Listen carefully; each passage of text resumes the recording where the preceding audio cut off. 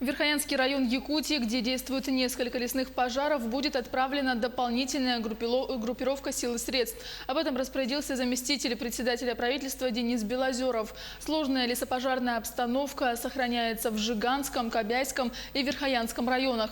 По прогнозам синоптиков, осадки на севере Якутии ожидаются предположительно только в конце следующей недели. На данный момент на тушение пожаров в Верхоянском районе, где действуют 3 природных пожара, задействованы 45 человек и 12 единиц техники. Площадь, пройденная огнем в Верхоянском районе, составляет 600 тысяч гектаров.